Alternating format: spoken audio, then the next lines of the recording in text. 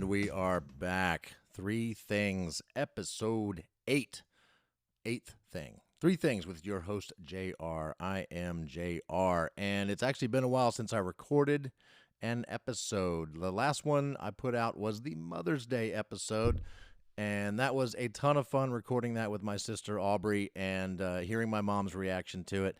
Fantastic. Absolutely. Loved doing that. Loved playing it for mom. And am pretty excited about how happy she was with the results. In the episode before that, I remarked about I was looking at the stats for this podcast on my podcast platform, the website Anchor, where I distribute this podcast. And you get analytics, you get stats about your podcast, who's listening, where they are, things like that. And I noticed that someone in Japan had listened to it, and it surprised me because, well, it's Japan. Like, I didn't expect it. And what I forgot, and you're going to think this is crazy to have forgotten this particular thing, was that my stepson lives in Japan.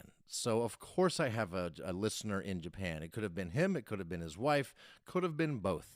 Either way, at the time, it was 7% of my audience was in Japan, and that just blew me away, and I just did not put two and two together that a very, very close relative of mine lives in Japan and listened to my podcast, and that got reported to me in the stats. Welcome, Chester. Welcome, Megan. I'm so glad you are listening. I hope you are continuing to listen. That would be great. My audience size is not huge at this point. I've got a estimated audience size of 9 people, 72 total plays. But because I'm on Anchor, that actually equates to a whopping 29 cents. That's how much money I have made doing this podcast. And that's a win because I have spent $0 doing it. Plenty of time, plenty of effort, plenty of thought, and all of that has totaled up to 29 cents. That's how much that's worth. Okay, I don't care. I'm not doing this for the money. I'm doing it because I want to talk to you. And normally I get to go out and do stand-up comedy. I get to go out and play music to people. And I haven't just been having able to do that recently. So this is my outlet, is talking to you right here. My audience is growing. 7% used to be, that was one person in Japan. That was 7% of my audience. Now it's only 4%. So a smaller percentage comes from Japan, which means my American-based audience is growing. So very cool. And just because when I listen to podcasts, I don't get to hear these. Most people don't talk about their stats. I don't know if that's taboo or what, but I don't care. I'm breaking the rules. If anybody's curious, Spotify is the major platform for my listeners. 40% of the people that listen to Three Things with JR listen to it on Spotify. 31% do it right there on the Anchor website. That's the link I usually put out when I share this out on like Facebook and such. 15% on Apple and 13% on Google, and other is 1%. This show is available on like 8 different podcast platforms, so I'm not sure what the other one is.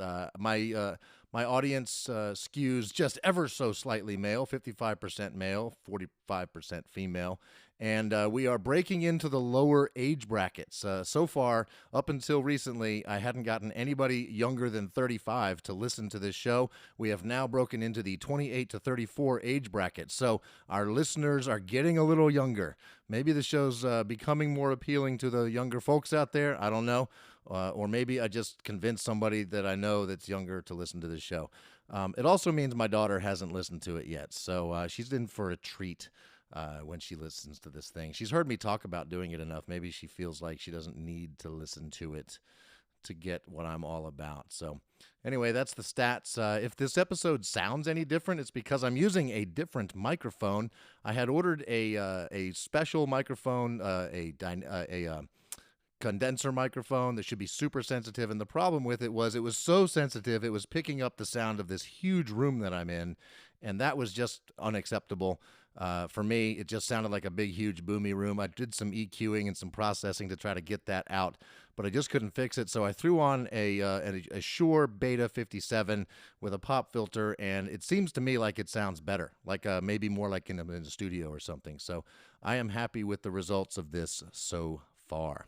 If you're enjoying this website, what am I talking about? If you're enjoying this podcast, please consider rating it, reviewing it on whatever platform you are listening to it on, and tell your friends about it. Share it with them. Hopefully, this is not only going to appeal to people that know me. Maybe my thoughts and opinions on things might be appealing to other people that don't know me. You don't know. Share it with them. Let's see. Let's find out. I would love to know what people think of JR's Three Things. Next week's episode is going to be special. That will be episode number 9. It doesn't seem like it's a milestone of any kind, but it kind of is. We're going to have special guests in next week. We'll be having Gary Hawthorne and Brian McKenzie from my band Big in, and we're going to be talking, and I say in, we're going to be on like Facebook Messenger, the same way everybody's doing podcasts now. We're doing it virtually together. But the other 2 members of Big will join us, and we will each have 3 things to tell you about. The same as usual. The first thing is something deep or moving, something that we're thinking about. Number 2, something musical. And number 3, something silly or absurd. And all 3 of us will have our own 3 things. We'll go through them together. We'll discuss them. We'll talk about them. We'll break them down. We'll probably poke fun at each other and have a good time doing it. We'll call it 9 Big Things. 9 things total. 3 guys, 3 things each. We're all in the band Big. That's big B, little I, big G, exclamation point. Big. 9 big things. And it should be a whole boatload of fun. So that's next week, and I'm going to start dropping these on Tuesdays because conventional wisdom about podcasts says Tuesdays are the day you should be releasing new podcasts. And so instead of just putting them out when I feel like it, I'm going to actually try to make them all release on Tuesdays so that you can count on a whole new episode each week. That is the plan for the foreseeable future. So let's get into our 3 things, and all 3 things this week will be Hamilton-based. I am a huge fan of Hamilton. I first became a fan of Hamilton. I'd heard about it. I heard it was seemed like something I might want to find out more about years ago when it was first becoming a cultural phenomenon. When I realized that it was absolutely something special was when they actually did a live performance from the Richard Rodgers Theater on the Grammys. And you could just tell from watching that, hold on, this is a Broadway show that is different. It's meaningful. It is powerful. I need to know more. I went in and found the soundtrack on Spotify. I listened to it probably thousands of times at this point. I used to, when I was running, I would listen to it every time I would go for a long run. I'd listen to the entire show. I have heard it many, many times. I know all the words. I love it. I've seen Hamilton twice. Neither time did I get to see the original cast. I saw it once in New York, once in Richmond, Virginia. I've read the book that Ron Chernow wrote that inspired Lin-Manuel Miranda to actually write Hamilton. And I am amazingly excited about the upcoming Disney Plus release of the movie. The fact that the pandemic, the COVID, pushed up the release date of that movie and moved it from theaters to Disney Plus means I get to watch it sooner. And if that's the only thing we get out of this pandemic, not to say that it's worth it because a lot of people have died from this thing. It's not exactly worth it, but it sure is a nice sort of side perk or benefit of the COVID thing is that we all get to see Hamilton sooner. And those of you that haven't seen it, I highly recommend you get some Disney Plus and get ready to watch it and carve out some time in your day every day because you will probably want to watch it multiple times. And what I'm excited about is that I hear the soundtrack all the time. I know the voices of the original cast. I've seen the show twice, neither time with the original cast. So the voices don't match up exactly. The accents, the dialects, just the way they say things, it's ever so slightly different from the original soundtrack, and I pick up on that. And the cool part is that it doesn't take away from it. I'm okay with there being different people playing these roles because the casting is so good no matter what. It's always amazing. So that it's different, but just as good. What I'm going to be so excited about is actually seeing the original cast saying these words the way I've been listening to them on the soundtrack for several years now. And it's something I'm super excited about. So this week's 3 things all about Hamilton. Thing number 1, Hamilton or Burr? What am I? Am I a Hamilton or am I a Burr? If you've listened to the show, seen the show, read the book, then you know that the two gentlemen, Alexander Hamilton and Aaron Burr, approach life in a very different way. And it caused a rift between them that actually is what caused Burr to shoot Hamilton in a duel in the end. But Hamilton, outspoken, says what he believes, and usually it's after doing a lot of research so that what he believes is probably correct, at least correct enough in his mind that he is going to fight for it and fight for his position and be outspoken about it. And he's not going to wait to hear what everybody else thinks and then tell you what he thinks. He wants to be the first to put his position out there and put it on the line, right along with his reputation and everything. And that, it takes balls. I am not exactly that person.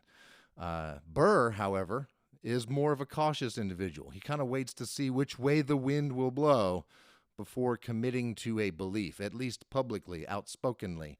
He wants to see what's going to go on. He wants to listen. That's why he says talk less, smile more. And you get a lot in life by doing that. I'm really understanding what Burr says and what he means when he suggests that Alexander Hamilton talk less and smile more. And to me, as a person, I've always been a good listener. I think what Burr was doing in many respects was simply listening first before they form their opinion, so that their opinion, when they do actually form it, is more informed. So they have some evidence, so they can, rather than doing a lot of research on their own, they listen to what other people think and then form their own opinion. That's kind of an Aaron Burr sort of thing, and I definitely do that a lot. But I would have to say, when it's all said and done, I am somewhere in the middle. I am not a Hamilton. I'm not a Burr. I am somewhere between the two. I do have strong beliefs. I have done the research to back them up. But I am also very open to new information, and I'm willing to listen and to adjust my opinion and my beliefs based on that new information. And so in many respects, I'm not a Hamilton. I'm not a Burr. I'm somewhere in between. I think that makes me a Burmilton. Also, I don't often find myself in a position where I have to convince others that what I believe is right. Like, there's plenty of people out there that do feel strongly about things, and then they do feel the need to convince you or others. Well, I find that super fucking annoying, and I don't want to be that person. And that means that puts me less like a Alexander Hamilton and more like a Aaron Burr. So I am Hamiltonian in that I strongly believe about people not imposing their beliefs on others, which is kind of Burr-esque. All right, thing number 2. No, we should probably do a drum solo first. Boom!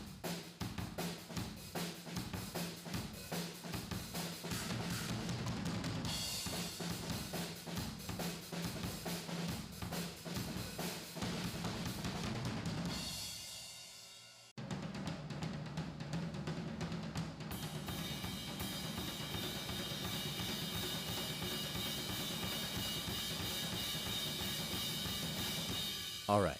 Thing number 2. Welcome back, everybody. Hamilton is coming out on July 3rd on Disney Plus, and I am going to be watching it, and I'm going to cry when I see it. I cry every damn time I watch Hamilton. I've seen it twice. When I do watch it, and when they get to some of the songs that speak to me, they all speak to me, but there's some that speak to me more than others. My breathing goes out of control. My heart starts beating out of my chest, and I break down and cry. It is an emotional and uncontrollable emotional reaction. Hamilton is not the only thing that does that to me. Powerful performances, especially musical ones, can do this to me anytime, especially when I'm witnessing someone achieve a dream or conquer a goal live on stage and crush it. I am in tears, and this is certainly the case with Hamilton. Every person in the cast of Hamilton that I've seen so far, not the original cast, is achieving the dream of being in Hamilton. And it just chokes me up to hear these songs I've listened to so many times performed live, as good or better than on that soundtrack. I am totally going to need a box of tissues before I watch the movie of the original cast. And I thought I'd share with you my favorite line from Hamilton. It comes from the song My Shot, and it seems like Alexander Hamilton is realizing some things about himself, and that he has an opportunity and he can't throw away his opportunity. And he seems like he's kind of growing up during this song.